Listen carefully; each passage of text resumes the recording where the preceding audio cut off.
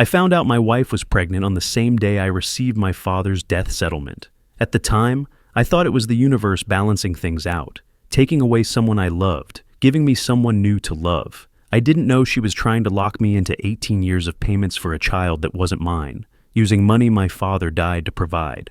I'm sitting in my attorney's office right now, about to sign an emergency motion to freeze our joint accounts. Martin slides the paper across his desk, pen already uncapped. "Sign this now," he says, "or she transfers everything by morning." My hand hovers over the signature line. 4 months ago, I was signing my father's wrongful death settlement papers. 2 months ago, I was celebrating a pregnancy. 3 weeks ago, I thought I knew my wife. Now I'm about to blow up my entire life because of 847 text messages on a phone bill? But I'm getting ahead of myself. 2 months ago, I thought I had everything figured out. The conference room at Thornton & Associates smelled like leather and old money. David Thornton had this corner office with a view of downtown Denver, the kind of place that made you feel like your problems were being handled by someone important. I sat next to Amanda, my wife, as David slid the final settlement documents across the mahogany table. "Jason, I want to start by saying how sorry I am about your father," David said, his voice hitting that perfect tone lawyers practice, sympathetic but professional. "Richard was a good man. What happened to him on that construction site was negligent, and I'm glad we could hold the company accountable. $600,000. That's what my father's life was worth, according to the legal system. Wrongful death settlement. The company cut corners on safety equipment, and my dad paid the price when scaffolding collapsed. 4 months since the funeral, and I still couldn't walk past a construction site without feeling sick. The funds will be transferred within 72 hours, David continued.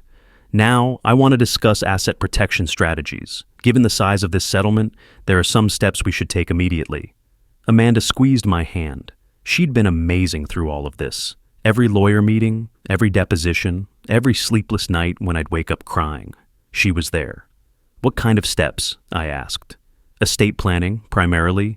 You're young, but you're now a high net worth individual. I'd recommend establishing joint accounts with your wife, setting up trusts for future children, that sort of thing." David smiled at Amanda. "Standard protection stuff. I touched my father's watch on my wrist, Timex, nothing fancy, but it had survived 30 years on construction sites.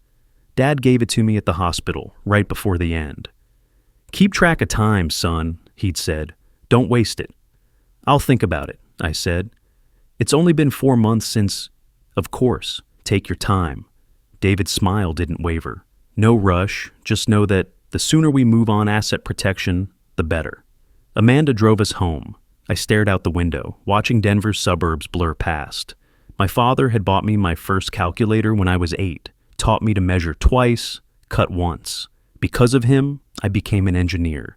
Because of him, I understood that foundations matter, that load-bearing walls can't be compromised, that structural integrity is everything. Now he was gone, and I had $600,000 that I'd trade in a heartbeat just to have him back. "Baby," Amanda said softly, "your father would want us to be secure, together." I nodded, not trusting my voice. 2 days later, Amanda made dinner, actually cooked, not takeout, not delivery, but real food with candles and everything. We'd been married 4 years, together for 7 total, and I could count on one hand the number of times she'd done something like this. "What's the occasion?" I asked, sitting down at our kitchen table. She smiled. That bright, beautiful smile that had made me fall in love with her at our friend's wedding all those years ago. "I have something to show you." She placed a small white stick on the table between us. It took me 3 seconds to understand what I was looking at. 2 pink lines. I couldn't finish the sentence. "Pregnant." Her eyes filled with tears. "We're going to have a baby." I stood up so fast my chair fell backward. I pulled her into my arms, and for the first time since Dad died, I felt something other than grief. Hope. Pure, uncomplicated hope. "Oh my God," I kept saying. "Oh my God." "Your dad is watching over us," Amanda whispered into my shoulder. "He sent us this baby. I know he did." We held each other in that kitchen, and I let myself believe that maybe life could be good again, that maybe losing my father and gaining a child was the universe's strange way of maintaining balance. "We need to get that settlement money secured," Amanda said, pulling back and wiping her eyes. For our family. For the baby. She was right. Of course she was right. The next day I opened a joint account and transferred $50,000 as a start. Amanda immediately wanted to schedule a meeting with David Thornton to discuss financial planning for the baby. I should have questioned that. I should have wondered why she was so focused on the money. But I was grieving and I was happy, and I wanted to believe my wife was just being responsible. 4 weeks later, we were at the OB/GYN for Amanda's first official checkup.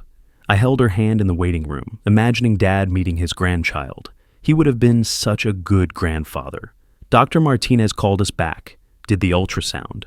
Amanda lay on the exam table while the doctor moved the wand across her belly, squinting at the screen. Dr. Martinez said.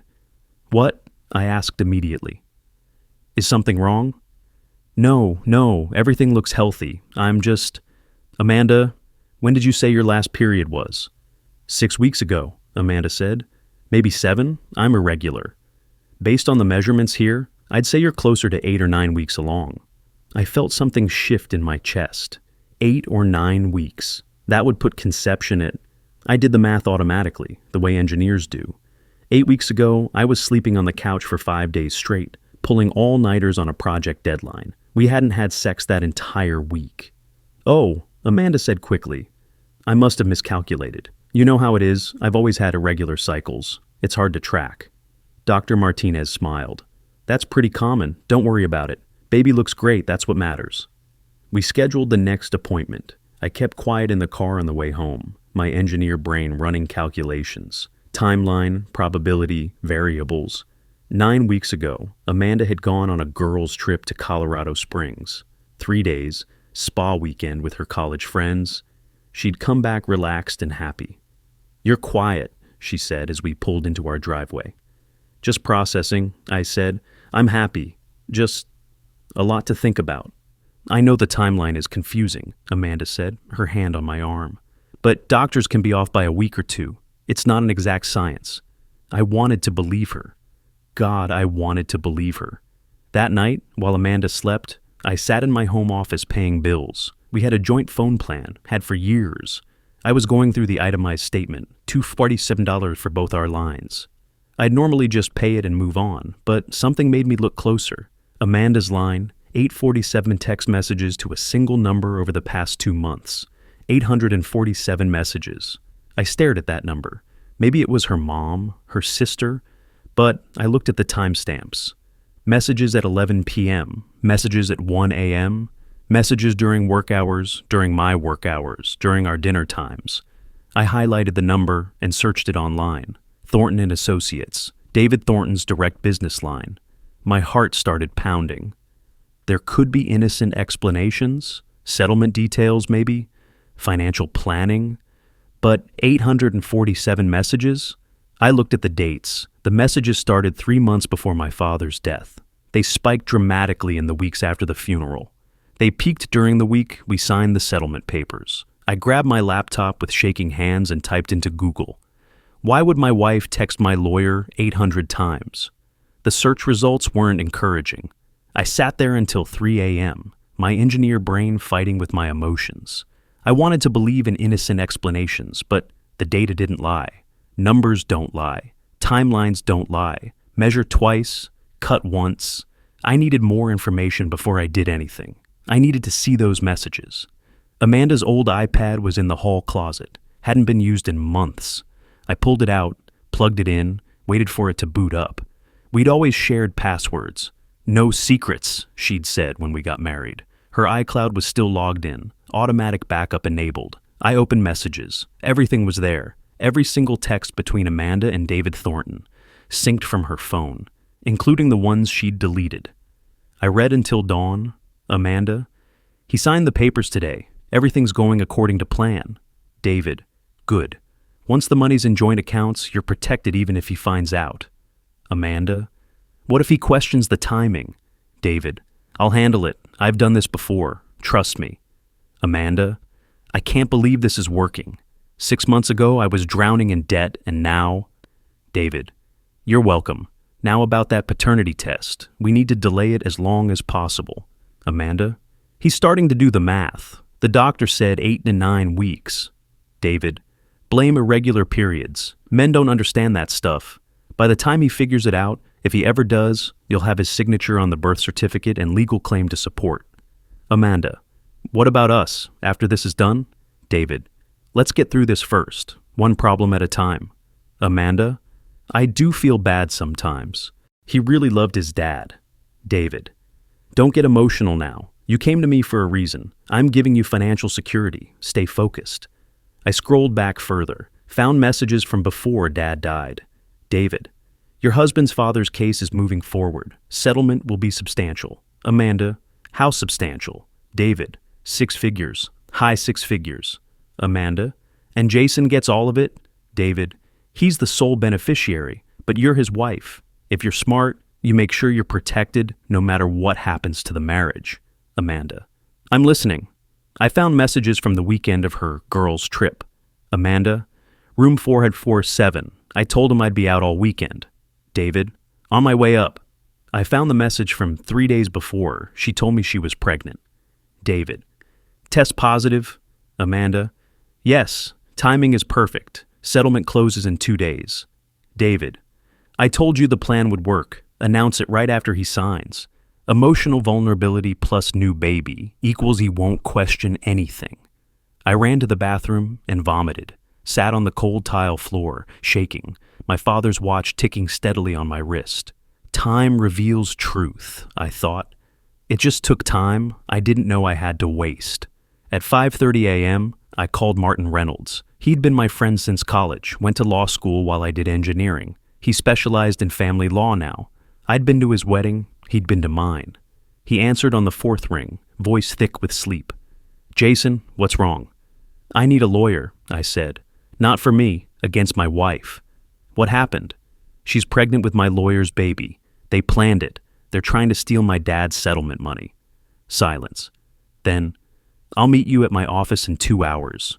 Don't talk to her. Don't let her know you know. And Jason, bring everything. Every document, every message, every receipt. Okay. And Jason? I'm sorry, man. I'm really sorry. I went back to my office, screenshot every message, forwarded them to my personal email, downloaded the entire iCloud backup to a flash drive, printed the phone bill, printed the hotel records I'd found, Amanda's spa weekend, at the exact same hotel where David's credit cards showed a room charge. The sun came up. Amanda would wake soon. I had one more thing to do. I opened my files for the settlement, found the documents David had recommended I sign. Standard estate planning, he'd called it. I read them carefully now, with clear eyes. Every single document would have made Amanda a co-beneficiary. Every single document would have converted my separate property inheritance into marital property. Every single document would have given her claim to half the money in a divorce, and I'd almost signed them. I heard Amanda moving upstairs. The shower turned on. I looked at my father's photo on my desk, him in his hard hat and work vest at some construction site, grinning at the camera. He'd worked his whole life, manual labor, back-breaking work, all so I could have a better life, so I could go to college, so I could be an engineer instead of breaking my body on job sites. He died, and the settlement was supposed to be some small justice, some acknowledgement that his life mattered, and my wife was trying to steal it. I won't let them, Dad, I whispered to the photo. I promise. By the time Amanda came downstairs, dressed and smiling, asking what I wanted for breakfast, I was already gone. Martin's office was in a modest building in Lakewood, nothing like David Thornton's downtown high-rise. But Martin was the best family law attorney I knew, aggressive, smart, and completely ethical. He'd told me once that he went into family law because his own parents' divorce had been handled by a shark who bled his father dry. He'd said, I wanted to be the kind of lawyer who actually gives a shit about people. I spread everything on his conference table. Phone bills, screenshots, hotel records, settlement documents, timeline notes I'd made at 4 a.m. Martin went through it all methodically, his face getting harder with each page. This is one of the worst cases of legal ethics violations I've seen, he finally said, and I've seen some bad ones. Can they get away with it? I asked. Not if we move fast. Martin opened his laptop. Here's the situation. The baby isn't born yet, which means no birth certificate, no legal paternity established. That's good. but we have a narrow window. How narrow? In Colorado, if you sign a birth certificate, you're legally the father, period. Even if DNA proves otherwise later, you're on the hook for child support until that child turns 18. We have to establish fraud before that birth certificate gets signed. My stomach dropped. 18 years? 18 years of child support payments for a child that isn't yours, based on income calculations that would include your settlement money. Martin pulled up a calculator. Given your salary plus settlement assets, we're talking about roughly $2,000 a month. Multiply that by 216 months. $432,000, I said automatically. Engineers calculate fast. Plus the divorce settlement. She'd be entitled to half of any assets that became marital property. If you'd signed those documents David gave you, she'd have claim to $300,000 of your inheritance. I felt sick again. They were going to trap me for over $700,000. That's the financial side. Emotionally, you'd be legally bound to a child that's not yours, to a woman who betrayed you for 2 decades, every birthday, every holiday, every graduation, paying for it while they're together. They planned this, I said. It's all in the messages. They calculated it. Martin's jaw clenched. Jason, I need to ask you something, and I need you to be honest. What do you want out of this? I want my father's money protected. I want them to face consequences. I stopped. What did I want? Revenge? Justice? Were those the same thing? I want them to not get away with it, I said finally. My dad died. That settlement represents 30 years of his hard work, his sacrifice, his life. They don't get to steal that. Okay, Martin said. Then here's what we do. We file an emergency motion to freeze all joint accounts today. We file ethics complaints against Thornton with the state bar. We document everything for a fraud case. We get a DNA test ordered, and we move fast before they know what hit them. She's going to hate me, I said. She already betrayed you, Martin said. She just hasn't been caught yet. There's a difference. When do we start? Now? I'll draw up the emergency motions. You go home, pack essentials, and find somewhere else to stay for a few days. Do not, and I mean do not, confront her yet. We need the element of surprise. Why? Because right now, they think they've won. They think you're the grieving, trusting husband who's going to sign whatever papers they put in front of you. That overconfidence is going to bury them. I thought about Amanda's smile this morning, the way she'd kissed me goodbye before I left for work, the way she'd touched her belly, David's baby, and said, "Your dad is watching over us." "Do it," I said. "File everything." Martin started typing. "Jason, I have to warn you. This is going to get ugly, public. Your private life is going to be exposed. People are going to take sides. Some will think you're cruel for not stepping up for a pregnant woman. Let them think whatever they want," I said. "I know the truth. Good, because we're about to go to war." By 4 p.m. that afternoon, the emergency motions were filed. By 5 p.m., all joint accounts were frozen by court order. By 6 p.m., a process server was standing on my front porch, waiting for Amanda to come home. I watched it all happen through our Ring doorbell camera from Martin's office. Watched Amanda pull into the driveway, confused by the unfamiliar car. Watched the process server approach with papers. Watched her face as she read the emergency motion and the notice of ethics complaint against David Thornton. Watched her call David, panicking. Even through the camera's tinny speaker, I could hear him. Did he mention my name specifically? What exactly does he know? She looked at the papers again. Everything. He knows everything, David. I watched my wife realize she'd underestimated me. She tried the front door. Key didn't work. I'd had the locks changed at noon, another thing Martin had advised. She rang the doorbell, called my phone. I didn't answer. Finally, she called her mother. 20 minutes later, her mother and sister arrived, knocking on the door, trying to reason with me through the camera. "Jason, this is crazy," her sister yelled. "She's pregnant. You can't just lock her out." I texted Amanda from Martin's number. She can come to Martin Reynolds' office tomorrow at 9 a.m. if she wants to talk. Until then, she should find somewhere else to stay. I suggest David Thornton's place, since I have screenshots of her planning to do exactly that. I watched her read the message on her phone, watched her face crumble, watched her realize that I had evidence, not just suspicions. "Jason, please," she said to the camera. "Let me explain. It's not what you think." I didn't respond. Martin put his hand on my shoulder. "You're doing the right thing. Then why does it feel terrible? Because you're a good person who just found out someone you loved isn't. That's supposed to feel terrible." I touched my father's watch. 7:47 p.m. 12 hours since I'd read those messages. It felt like 12 years. That night, I stayed at Martin's guest room. Didn't sleep. Kept thinking about the messages, the lies, the calculations. The way Amanda had held my hand at Dad's funeral. The way she'd announced the pregnancy with tears in her eyes. How much of it had been real? Any of it? At 8:45 a.m., I sat in Martin's conference room, hands wrapped around bad coffee, waiting. Amanda arrived at 9:02 with David Thornton. That was her first mistake. "Mr. Thornton," Martin said pleasantly as they walked in. "You're here as Amanda's attorney? That's, interesting. You'll need to recuse yourself from any settlement-related matters, given that you represented Jason in that case." "I'm here as a friend," David said smoothly. He had that lawyer polish, expensive suit, confident posture, the kind of guy used to being the smartest person in the room. "My legal involvement with the Matthews family ended when the settlement closed. We'll let the ethics board determine that," Martin said. He slid a folder across the table. "But since you're here, let me show you what we've discovered." He opened the folder, printed screenshots of every message, stared up at them. Amanda went white. "Where did you—" she started. "Shared iCloud account," Martin said.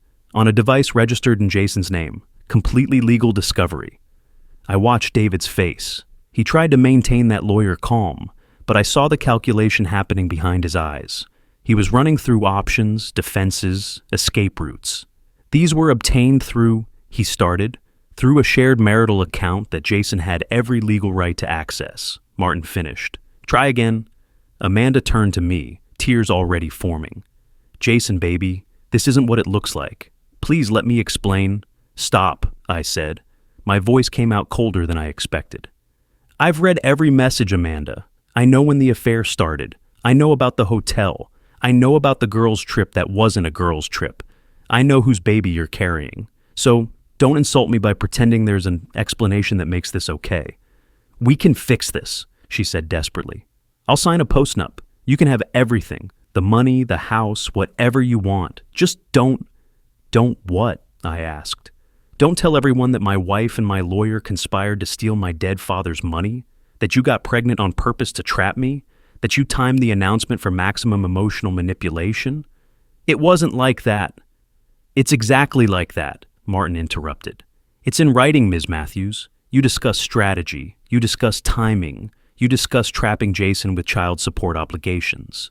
Would you like me to read the messages aloud?" Silence. David tried a different approach. "Jason, I understand you're emotional right now. You've been through a lot with your father's passing, but you need to think about this rationally. Divorce is expensive. Litigation is expensive. We can reach a reasonable settlement that—" "Get out," I said. "Excuse me?"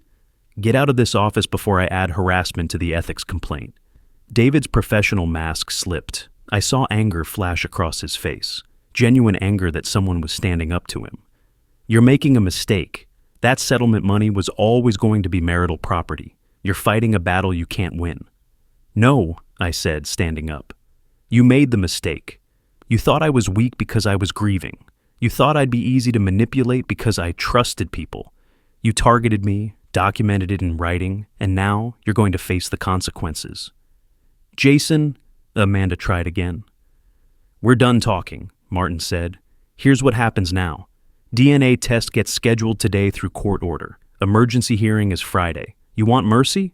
Start with the truth. Otherwise, we'll see you in court." David stood, pulling Amanda up with him. At the door, he turned back. "You'll regret this." "I already regret marrying her," I said. "Everything else is just paperwork." They left. I sat down hard, adrenaline draining. "You did good," Martin said. "I feel like throwing up.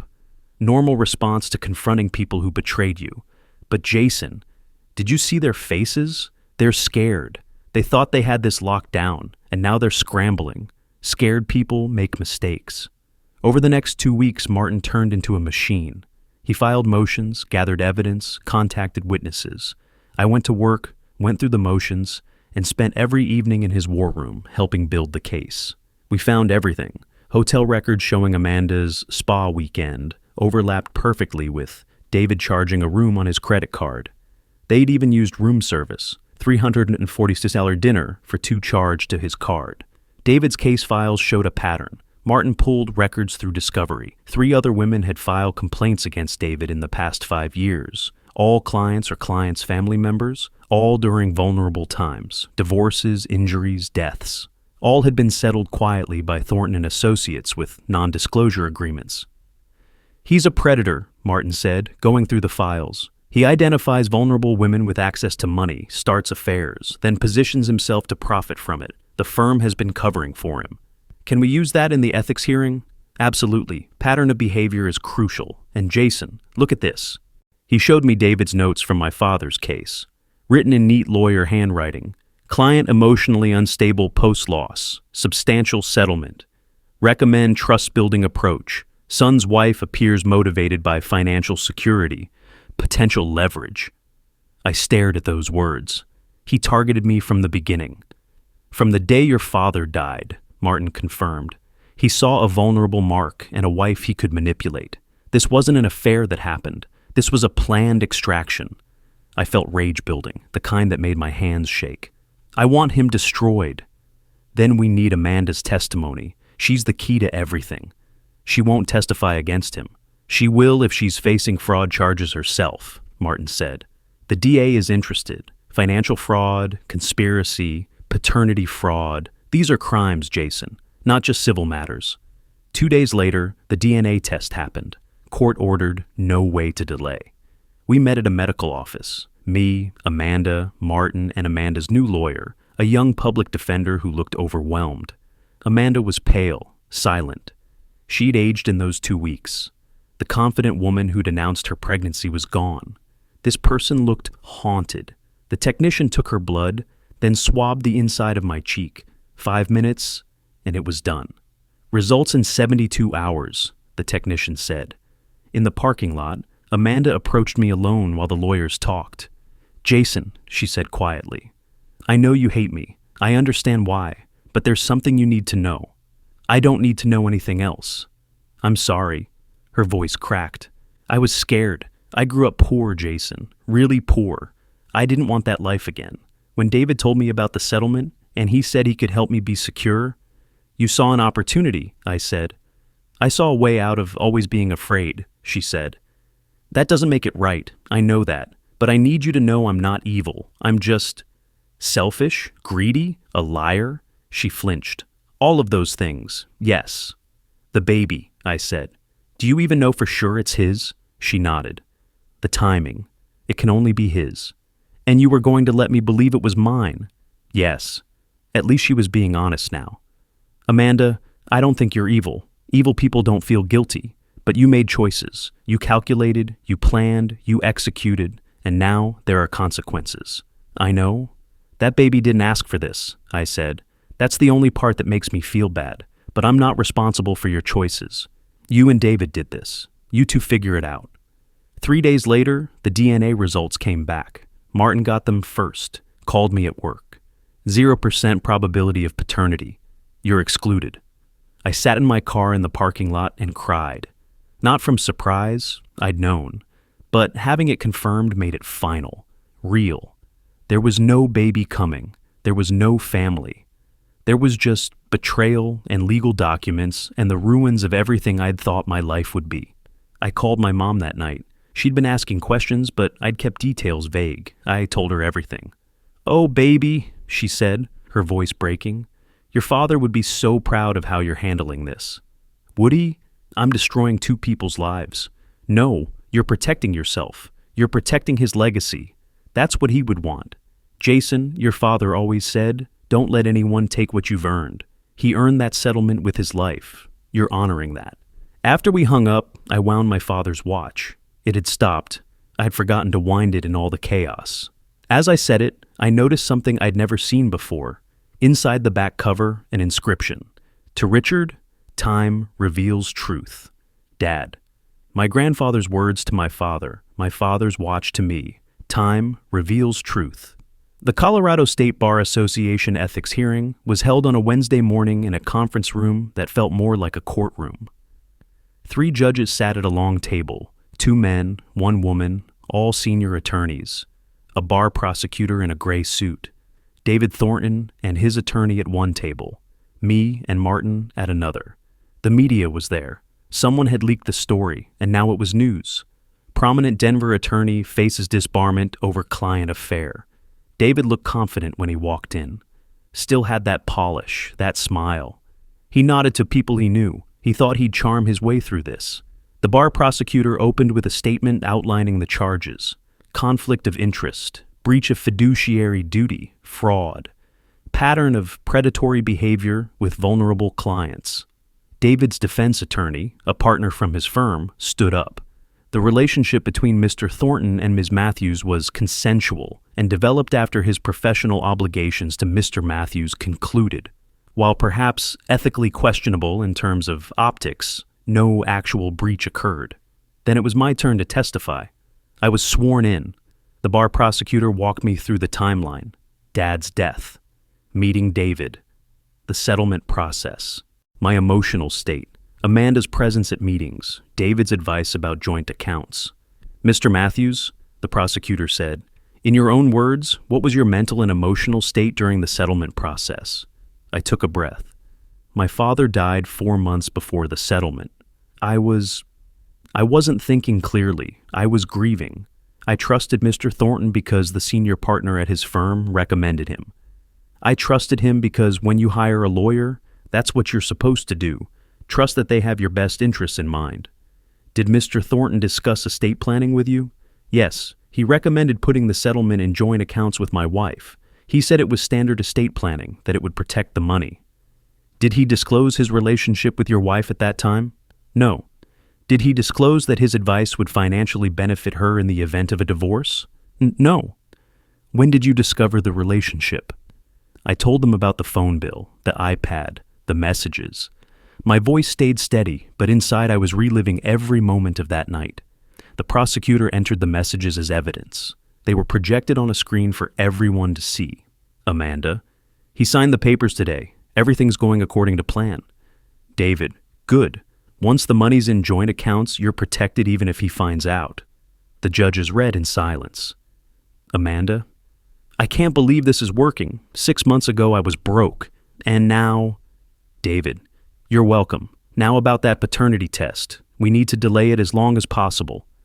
I heard someone in the media section gasp. David's attorney tried to cross-examine me. Mr. Matthews, isn't it true you have no proof the child is my client's? DNA test confirms it's not mine. Your client could provide his DNA to establish paternity if he'd like. Isn't it possible your wife had multiple partners? Their text messages discuss conception dates and timing. Should I read those aloud, or would you like to withdraw the question? He withdrew the question. The judges asked me directly, Mr. Matthews, when did you first suspect something was inappropriate?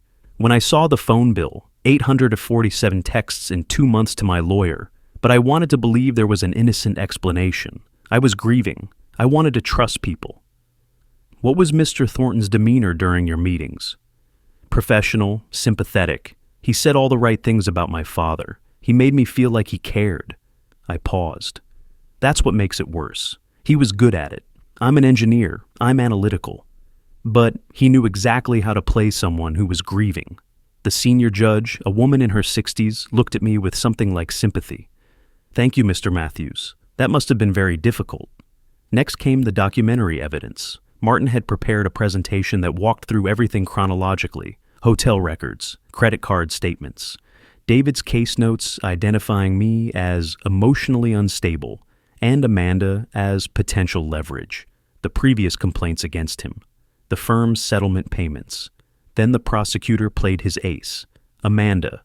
She'd agreed to testify in exchange for immunity from fraud charges. She walked in wearing a simple dress, no makeup, visibly pregnant now at 5 months. She was sworn in, and the prosecutor got straight to business.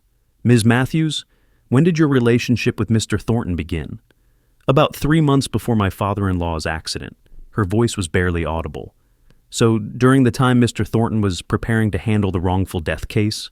Yes. Who initiated the relationship? Long pause. He did, at a consultation meeting when Jason wasn't there. Did Mr. Thornton discuss your husband's expected settlement with you? Yes, he said it would be substantial. He said if I was smart, I'd make sure I was protected no matter what happened to the marriage. The judges leaned forward. Did you understand that to mean you should position yourself to access those funds even if you divorced? Yes. Did Mr. Thornton advise your husband to put settlement funds in joint accounts? Yes, he said it was standard, but he told me privately it would make the money marital property that I'd have rights to. Did he tell your husband that? No. David's face had gone from confident to pale. Ms. Matthews, whose idea was it to time the pregnancy announcement with the settlement finalization? Amanda's voice broke. David's. He said it would make Jason less likely to question things. He said new fathers don't think clearly. He said we needed to strike while Jason was vulnerable. The media section erupted. The senior judge called for order. David's attorney objected, tried to discredit Amanda. Ms. Matthews, you're testifying to avoid criminal prosecution, correct? I'm testifying because it's the truth. You're also trying to get a better divorce settlement from my client. Martin stood. Objection. Relevance? This hearing is about Mr. Thornton's misconduct, not the Matthews divorce. Sustained, the senior judge said. Mr. Thornton's attorney, stay focused. But the damage was done. Amanda had laid it all out. The planning, the manipulation, the cold calculation. Then the judges did something unusual. They directly questioned David. The senior judge looked at him over her glasses. Mr. Thornton, did you have a sexual relationship with your client's wife during your representation of that client? David hesitated. His attorney whispered something. Finally, the relationship developed, yes, but yes or no, Mr. Thornton? Yes.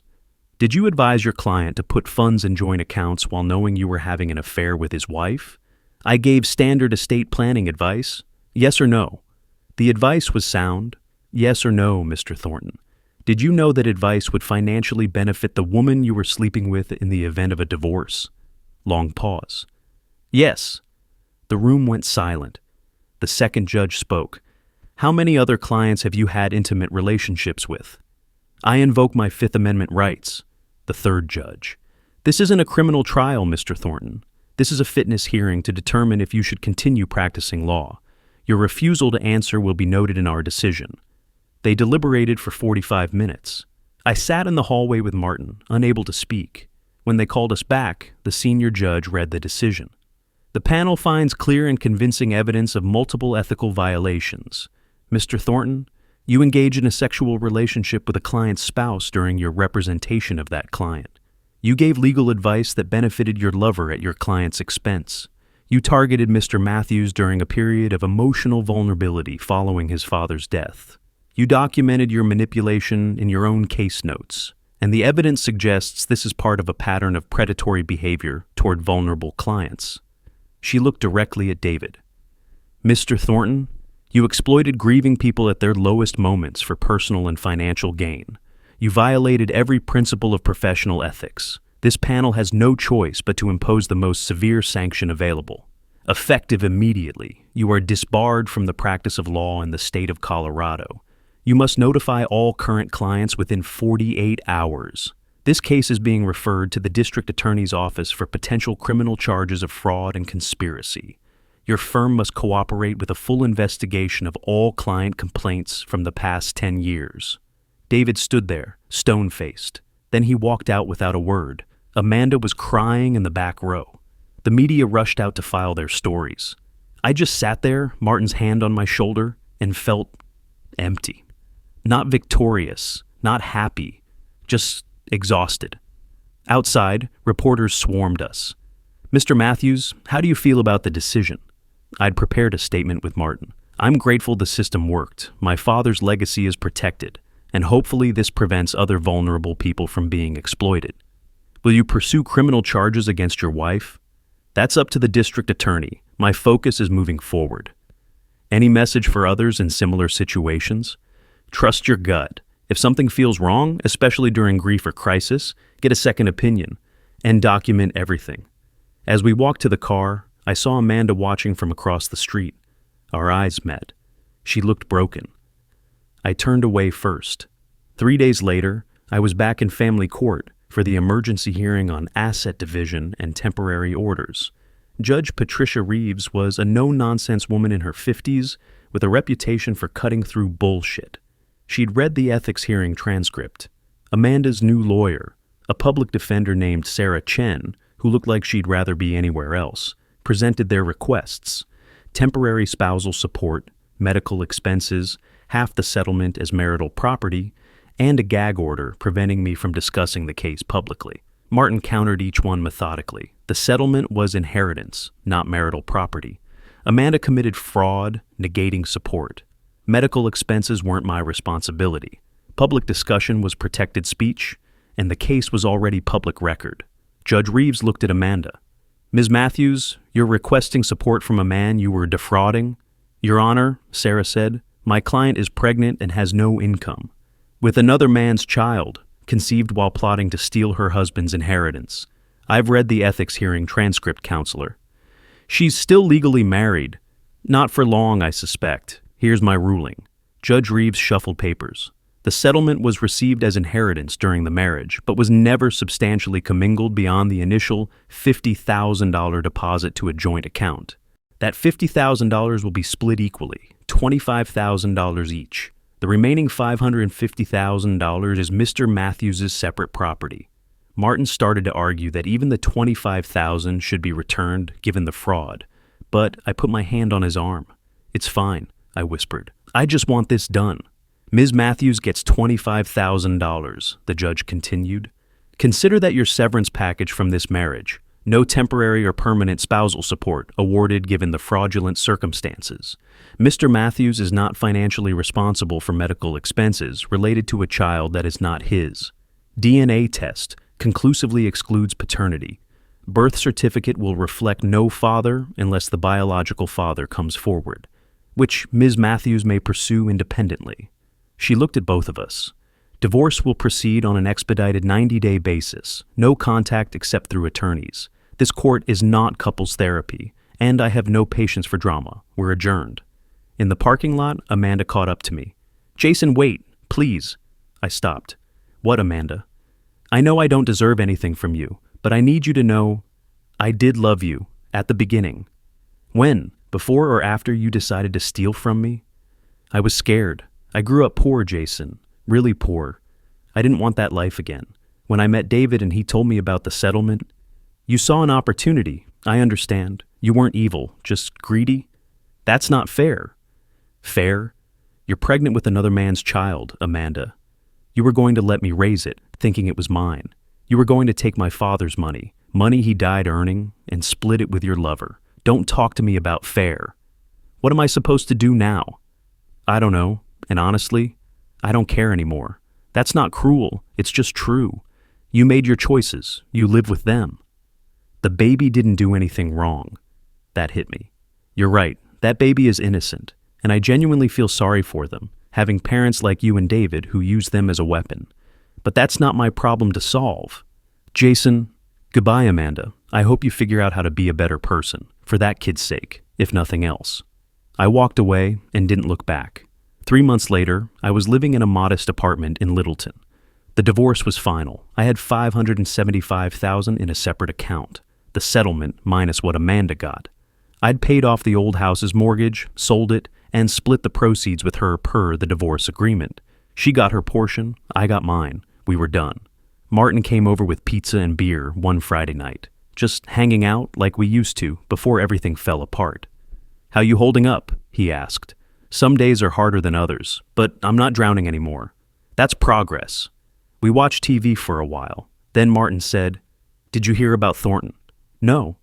DA's office filed charges: fraud, conspiracy, financial exploitation. They found 2 other women he did this to. Similar pattern. One of them came forward after seeing the news about your case. "Is it going to trial?" "Probably plea deal, but he's looking at prison time, not just disbarment." "And the firm?" 3 senior partners resigned. They're facing civil suits from previous victims. The whole thing's collapsing. I felt nothing. No satisfaction, no vindication, just tired. "And Amanda?" I asked. "Cooperating with prosecutors for full immunity." She's moved back to Nebraska, living with her parents. 6 months after the hearing, a letter arrived. Nebraska postmark, Amanda's handwriting. I almost threw it away, but curiosity won. Jason, I know you probably don't want to hear from me. I wouldn't blame you if you threw this away without reading it, but I needed to write this, even if you never respond. The baby was born 2 months ago. A boy. I named him Marcus. No connection to you or David or anyone. Just a name I liked. David wants nothing to do with him. I filed for paternity and child support, but he's fighting it. His lawyer says I can't prove it's his. The irony isn't lost on me. I'm living with my parents, working retail, barely making rent. It's the life I was terrified of, and I put myself here. I understand that now. I'm in therapy, working on myself, trying to figure out who I am when I'm not scheming or lying. It's harder than I thought. I'm sorry, Jason. Really, truly sorry. Not because I got caught. I mean, that's part of it. I won't lie. But I'm sorry because I hurt someone who only ever loved me. I'm sorry I dishonored your father's memory. I'm sorry I was so scared of being poor that I became someone terrible. You deserved better than me. I hope you find someone who appreciates what I threw away. I think about your father sometimes. He was always kind to me, asked about my family, treated me like I mattered. I'm trying to teach Marcus, your father's biological grandson, which is weird, better values. Values like honesty and hard work. Things your dad embodied that I forgot somewhere along the way. You don't owe me anything. Not forgiveness, not acknowledgement, nothing. I just wanted you to know that I understand what I did. Finally. I hope you're happy. Amanda. I read it 3 times, felt complicated. Anger, pity, relief, sadness. The baby was technically my father's grandson, bizarre family tree created by betrayal. But I felt no obligation, no desire to be involved. Just a distant sadness for everyone caught in this mess. I wrote back, brief. Amanda, I hope you and your son have a good life. I hope you mean what you wrote. Take care of yourself. Jason, I didn't give a return address, sent it to her parents' house. Then I put the letter in a box with all the other documents from this nightmare and put it in storage. That chapter was closed. 1 year after everything fell apart, I drove to the construction site where Dad died. They'd finished the building, a mixed-use complex with retail below and apartments above. There was a small plaque near the entrance. In memory of the workers who built this city. I stood there with my father's watch on my wrist and talked to him, out loud, not caring if anyone heard. Dad, it's been a year since I found out the life I thought I had was a lie. A year since Amanda, since David, since everything shattered. I thought I'd be angrier, but mostly I'm just tired and grateful. Grateful I found out before it was too late. Grateful Martin had my back. Grateful for the settlement. Not the money itself, but what it represented. Dad's sacrifice. His values. You always said, do it right, even when it's hard. That's what I tried to do. I wound the watch, my daily ritual. As I opened the back to check the mechanism, I saw the inscription again. To Richard, time reveals truth. Dad. 3 generations of men, 3 generations of the same lesson. Truth takes time, but it comes. I'm okay, Dad. Not perfect, not completely healed, but okay.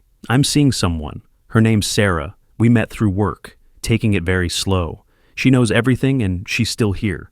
That feels like something. I'd started a small scholarship fund in Dad's name. $50,000 endowment for engineering students from working-class families. It felt right. Better than letting that money just sit there. I don't know if I'll ever be a father myself. That dream got complicated, but maybe someday, with someone who actually loves me. The wind picked up. I imagined it was Dad, listening. Thank you for everything you gave me. The money, yes. But more than that, the values, the work ethic, the backbone to stand up when it would be easier to fold. I promise I'll keep honoring that. I touched the plaque, then walked back to my car. That evening, I met Sarah for dinner at a casual Italian place in Cherry Creek. We'd been dating for 3 months, slow, careful, both of us carrying baggage. You seem lighter lately, she said over pasta, more present. Working on it. Therapy helps. Time helps.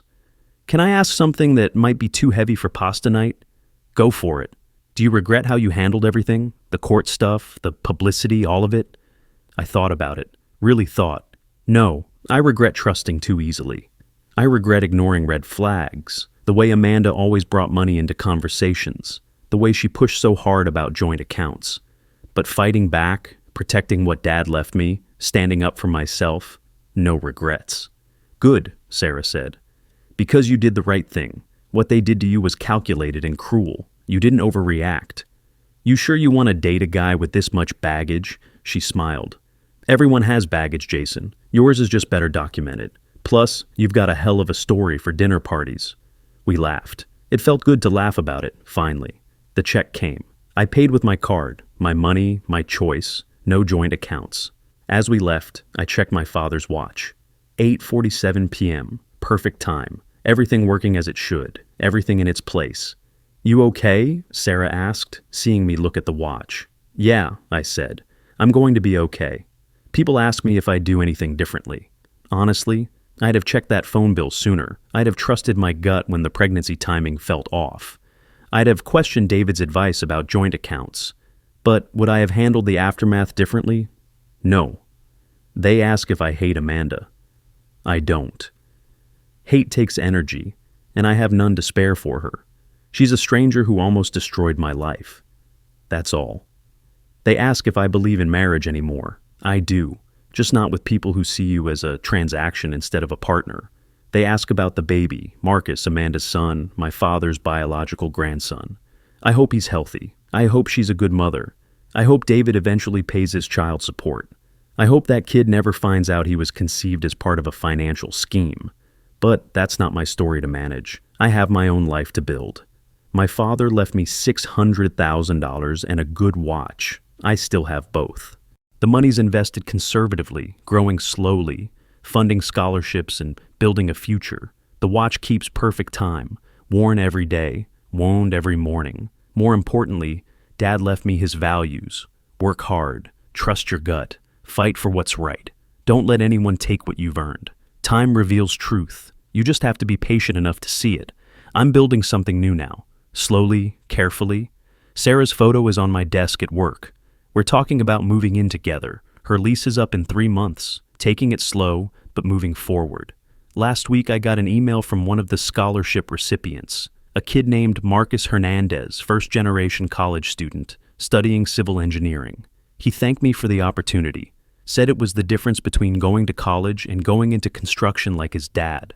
I thought about my father, about Marcus, Amanda's son, about different paths and different choices and how sometimes, against all odds, things turn out okay. Not perfect, not painless, but okay. I'm at my drafting table now, designing a new project, a community center for a nonprofit. Pro bono work, something Dad would approve of.